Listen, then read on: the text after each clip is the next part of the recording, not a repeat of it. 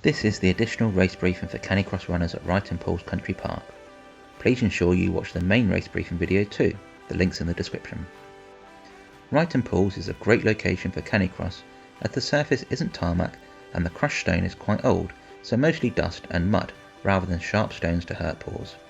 Of course, you need to make your own judgment and potentially sections could be repaired over time without my knowledge.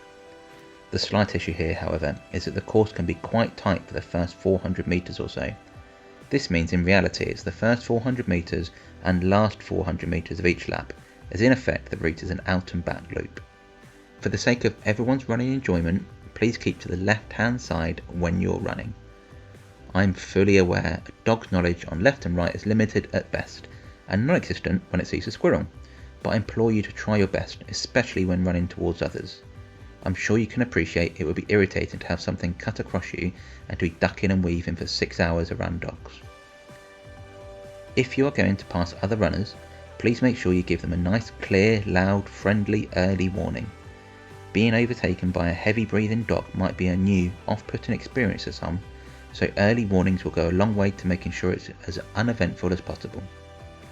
For the avoidance of doubt, you can only run with one dog at a time, but you're welcome to switch dogs on each lap if you like. You also must have your dog in a proper Canicross harness and short lead. I'd expect the dog to be attached to you in some way rather than just a handheld lead, but I appreciate you may have adapted for parkrun rules. At Ryton Pools, please ensure you bag your dog mess and use the dog bins on course or take it home.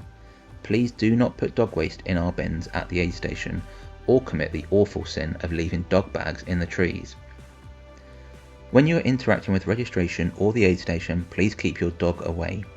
I'll set up ground spikes and dog bowls in the Canicross aid station close to HQ. If your dog jumps up at the table or eats the endless chocolate that is around, we'll all be in for a bad day. Also, these areas can become very crowded, so space is of a premium and your dog may not enjoy it either. If your dog is quiet during the in-person race briefing, by all means stay and listen. However, in my experience that's very much the exception. If they start getting noisy, please just wander off away from the briefing so everyone else can hear. I'll give a clear 30-second warning after the briefing so you can still get into position. In terms of position, please either start at the front or the back of the field. As I mentioned, the route is narrow, maybe 2 people wide, for about the first 400 metres. So you either need to be off like a rocket or just hang at the back and start slowly, knowing that in 400 metres the path will open up nice and wide. If you start in the middle of the pack, the chance of tripping over leads is increased for the sake of saving a few seconds at the start, not a risk I'm happy to accept. That's about it. I hope you enjoy the day and your dog does too, and you both have a great trot around Ryton Pools.